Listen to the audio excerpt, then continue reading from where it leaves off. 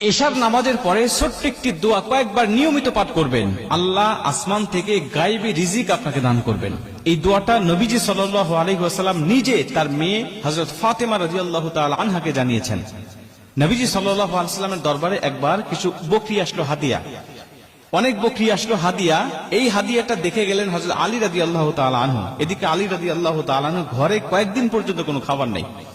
এগুলো দেখে চলে গিয়েছেন বাড়িতে, গিয়ে ফাতেমা রাদিয়াল্লাহু তাআলা আনহাকে ডাক দিয়ে বলছেন, ফাতেমা, আমি দেখে আসলাম নবীজি সাল্লাল্লাহু আলাইহি ওয়াসাল্লামের দরবারে কিছু বকরি হাদিয়া এসেছে, আমাদের ঘরে তো কয়েকদিন খাবার নাই। তুমি যাতা পিষতে পিষতে হাত দিয়ে রক্ত বের হয়, তুমি একটু নবীজির কাছে যাও, গিয়ে বলো সে যেন একটা বকরি আমাদেরকে হাদিয়া দেয়, তাহলে অন্তত আমরা ছেলে সন্তান নিয়ে কয়েকটা দিন অন্তত ভালোভাবে খেতে পারবো, আমাদের ক্ষুধাটা অন্তত নিবারণ করতে পারবো। তুমি চলে যাও তোমার পিতার দরবারে।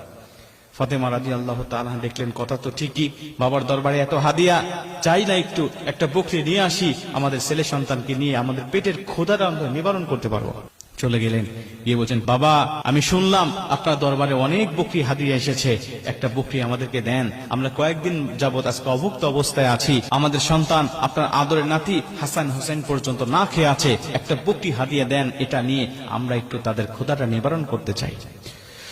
মুসলমান ভাইরা আমার, নবীজি সাল্লাল্লাহু আলাইহি ওয়াসাল্লাম ডাক দিয়া বলেন, ফাতেমা, তোমাকে আমি এমন একটি দোয়া শিক্ষা দিতে চাই, এমন একটা আমল বলে দিতে চাই, যে আমলটা যদি তুমি নিয়মিত করতে পারো ফাতেমা, আমি নবীজি বললাম আসমান থেকে আমার আল্লাহ তোমাকে এত রিজিক দান করবে, এত গায়েবী সম্পদ দান করবে, তুমি খেয়ে শেষ করতে পারবে না। গায়েবী রিজিক আল্লাহ তোমাকে দান করবে। ফাতেমা, তুমি বলো তুমি কি নিতে চাও, বলো। বকরি নিয়ে যাবে নাকি এই দোয়াটা তুমি শিক্ষা নিবে, এই অমূল্য দোয়াটা তুমি শিক্ষা নিবে নাকি বকরি হাদিয়া নিবে, বলো। ফাতেমা ডাক দিয়া বললেন, বাবা, যদিও কয়েকদিন ধরে আমাদের বাসায় কোনো খাবার নাই, বাবা, একটা বকরি যদি আপনি হাদিয়া দেন, এটা খাইলে 2-1 দিনের মধ্যেই শেষ হয়ে যাবে, কিন্তু আপনি যদি অমূল্য সম্পদ আল্লাহ পাকের পক্ষ থেকে পাওয়ার মতো কোনো আমল বলে দেন, ওটাই তো হবে আমাদের জন্য শ্রেষ্ঠ একটা মাধ্যম, কারণ এই দোয়া, এই আমলটা, এই রিজিকটা কখনোই শেষ হবে না। এই আমলটা করে করে আল্লাহর দরবার থেকে আমি রিজিক নিব, আর আল্লাহ পাক আমার সংসারটাকে সুখময় শান্তিময় করে দিবে।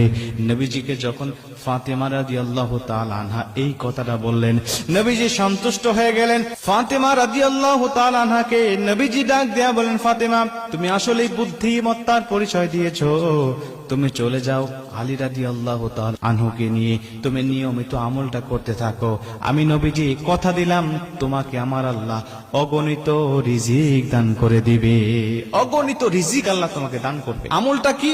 আমলটা হলো আল্লাহুম্মা ইয়া আউয়ালাল আউয়ালিন, ইয়া আখিরাল আখিরিন, ইয়া দাল কুওয়াতাল মাতিন, ইয়া রাহিমাল মাসাকিন, ইয়া আরহামার রাহিমিন। এই দোয়াটা তুমি নিয়মিত পাঠ করতে থাকো, আমি নবীজি বলছি কখনো তোমাকে আল্লাহ অভুক্ত অবস্থা রাখবে না। ফাতেমা রাদিয়াল্লাহু তাআলা আনহা দোয়াটা নিয়ে সন্তুষ্ট মনে নবীজি সাল্লাল্লাহু আলাইহি ওয়াসাল্লামের হুজরা ত্যাগ করলেন, নিজের হুজরার দিকে রওনা হয়ে গেলেন। আলী রাদিয়াল্লাহু তাআলা আনহু তিনি ফাতেমার দিকে চেয়ে আছেন কখন তিনি আসবেন, কারণ নবীজির দরবারে যত হাদিয়া দেখেছি অবশ্যই তিনি একটা না একটা হাদিয়া অবশ্যই ফাতেমাকে দিবেন, খালি হাতে ফেরত দিবে না।